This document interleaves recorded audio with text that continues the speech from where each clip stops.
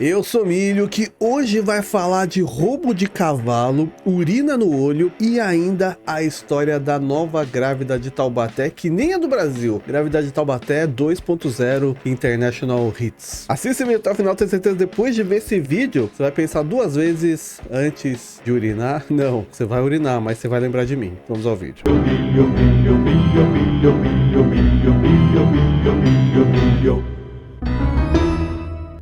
Para começar esse vídeo, vamos primeiro falar dessa história do roubo de um cavalo que terminou de uma maneira bizarra. Olha isso. Um cara de 19 anos pode pegar de 3 meses a 5 anos de prisão por roubar um cavalo e tentar escondê-lo dentro do seu apartamento no terceiro andar de um prédio residencial. Olha essa história. Imagina alguém roubar um cavalo e tentar esconder ele no apartamento. Quando os policiais numa cidade na Polônia chamada Wejherowo receberam uma ligação de emergência sobre um homem tentando levar um cavalo para andares superiores de um prédio de apartamentos local, eles acharam que se tratava de uma pegadinha, de uma brincadeira, um trote. No entanto, a pessoa que ligou chamando a polícia por causa dessa informação não estava rindo e insistia que havia um cavalo grande, adulto, na escadaria de um prédio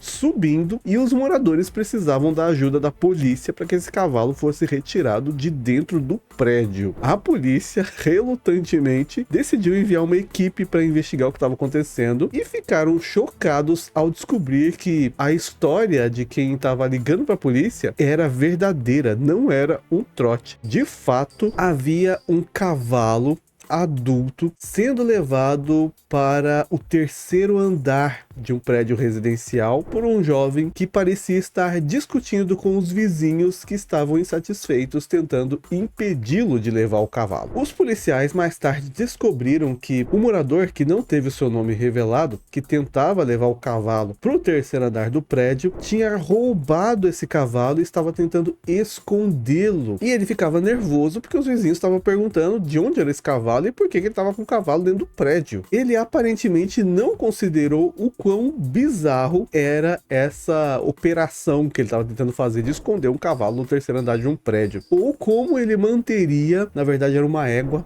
adulta, no seu apartamento de 2 quartos, caso ele conseguisse chegar até o apartamento sem ninguém ver. Os policiais estimaram que o preço do cavalo roubado é de cerca de 15 mil zlotys poloneses, que dá algo aproximadamente em torno de 17 mil reais. Eles conseguiram devolver o animal para o dono, que já tinha feito uma queixa na polícia sobre o roubo, e o cavalo foi entregue são e salvo. Quanto ao jovem, o gênio de 19 anos que tentou esconder um cavalo roubado dentro do prédio, no terceiro andar, num apartamento de 2 quartos, ele foi acusado de furto e corre o risco agora de pegar uma prisão de até 5 anos por causa do roubo do cavalo, e devia aumentar a pena só pela burrice de tentar esconder um cavalo no terceiro andar de um prédio. Mas essa não é a única notícia bizarra de hoje. Antes de ir para a próxima, eu queria falar para, assim que terminar esse vídeo, você ir conhecer o nosso novo canal, o Lar Flick Lar, onde a gente posta coisas do dia a dia, tem culinária, tem viagens, passeios. Então, terminando esse vídeo aqui, vai lá, se inscreve e assiste aí os nossos outros vídeos. E tem também, claro, o Frick TV, onde você pode conhecer casos criminais, ufológicos, misteriosos, sobrenaturais, tudo isso e muito mais, num canal dedicado para esse tipo de assunto. Agora vamos falar de uma mulher da Espanha que está causando uma polêmica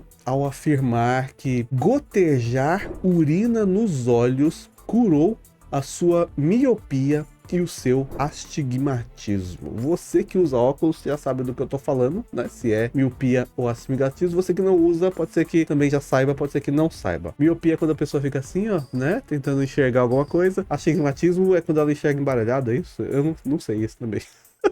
Enfim, eu sei que você já deve ter ouvido falar alguma vez na vida de pessoas que usam urina para algum tipo de terapia, né? A terapia da urina, ou a chamada uroterapia, é uma forma de medicina alternativa popularizada por um homem chamado John Armstrong, um naturopata. Ele fez isso no início do século XX, e defensores dessa forma incomum de terapia promovem a aplicação de urina humana para fins supostamente medicinais ou cosméticos. cosméticos, incluindo massagear a própria pele com a urina, a gengiva passando urina, e alguns até mesmo bebem a primeira urina da manhã. Aqui no Brasil tinha gente famosa que afirmava que isso era bom, porque eu lembro de matéria sobre isso, pelo menos nos anos 90. No entanto, essa mulher chegou a postar no TikTok dela, dizendo que ela é uma conselheira metafísica assistente. O nome dela é Suama Fraile. E ela afirmou que a urina é muito melhor para tratar problemas oculares do que os medicamentos infundidos com produtos químicos prescritos pela maioria dos médicos. Olha a polêmica. Essa mulher afirma ter gotejado urina nos seus olhos diariamente até que ela se curou do astigmatismo e da miopia. Ou seja, antes ela precisava usar óculos, colocou mijo no olho, agora não precisa mais. Dá pra acreditar?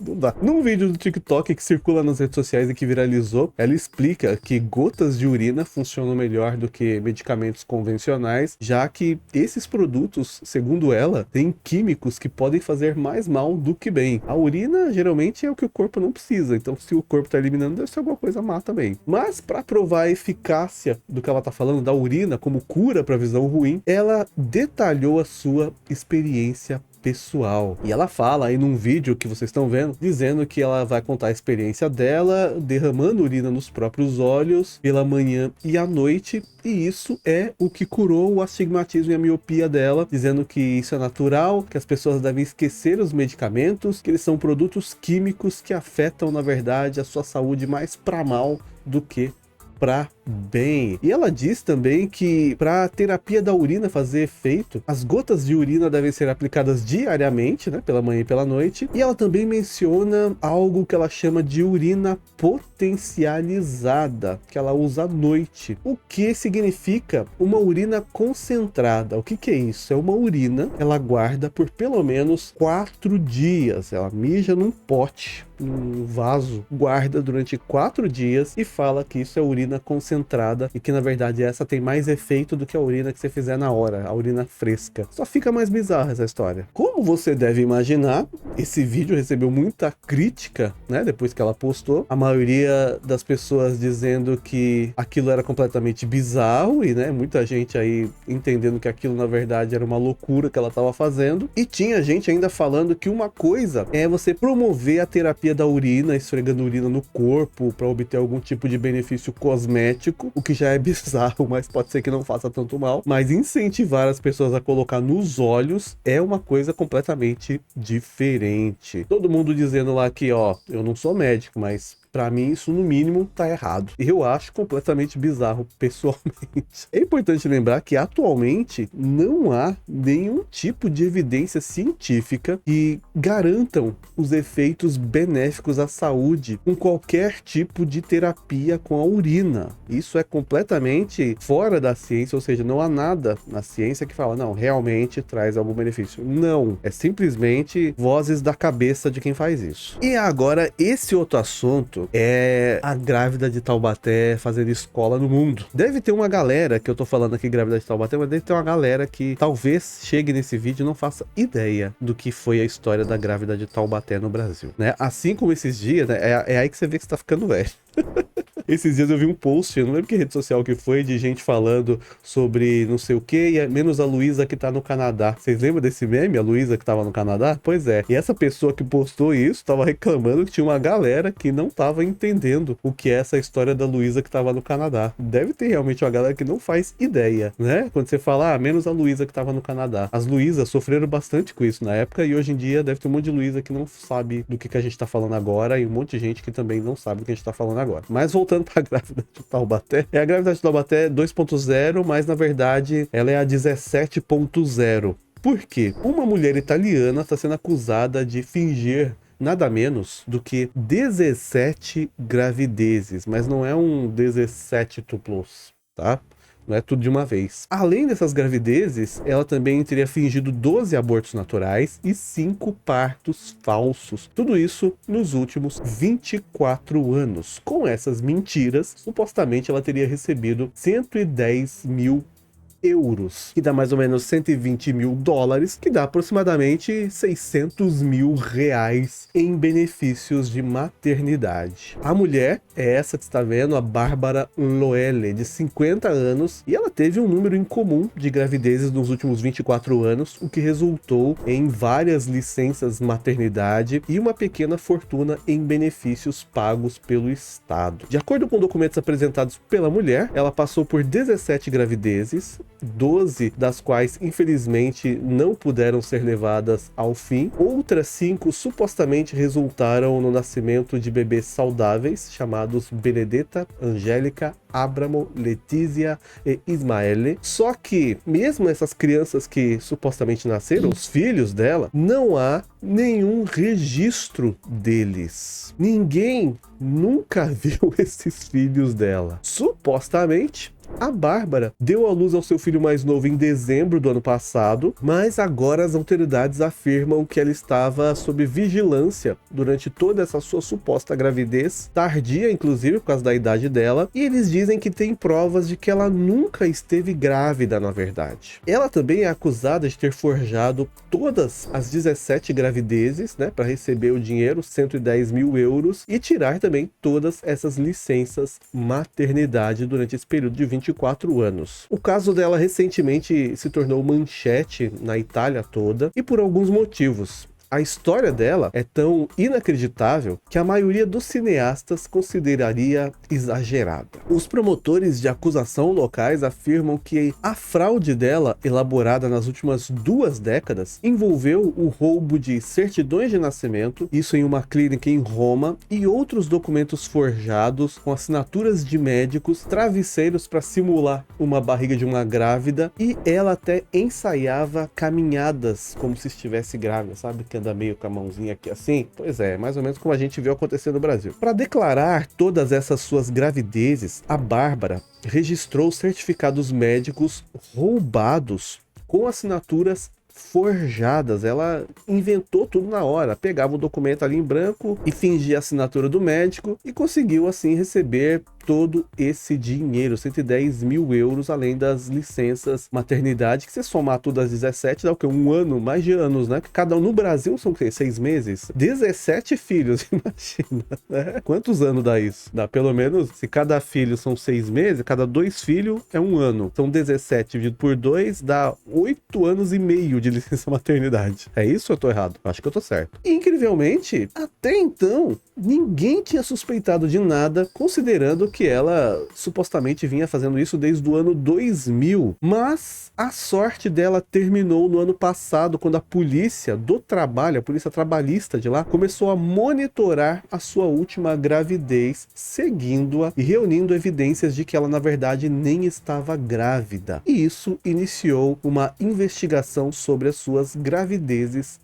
anteriores. Ou seja, alguém em algum momento suspeitou que alguma coisa estava errada. Como é que essa mulher teve 17 gravidezes? A gente não conhece nenhum filho dela, né? Imagina, nas festas da empresa que você leva a família, ia ter que ter uma festa só pra família dela. Tudo bem que família italiana geralmente tem bastante gente, né? Mas a mulher ter 17 filhos e ninguém conhecer nenhum, tem alguma coisa errada. E o marido dela, o que ele diz sobre isso? Ele diz que ele sabia que ela não estava grávida, ele confessou. O nome dele é Davide Pizzinato, de 55 anos. Durante um interrogatório, ele alegou que estava ciente dessa fraude desde 2012, quando o relacionamento deles começou. Mas, né, segundo as notícias, ela já fazia isso antes, desde o ano 2000. E ele está sendo acusado de ser cúmplice, mas aparentemente ele está mais do que disposto a testemunhar contra a Loelle em troca de uma sentença mais leve, ou seja, ele entrega a ela totalmente tudo que ela fez e pega uma pena mais branda. Quanto a Bárbara, apesar das evidências esmagadoras contra ela, a inexistência dos seus 5 filhos, a documentação forjada e o testemunho do seu parceiro, além da vigilância que foi feita sobre ela na última gravidez, ela permanece negando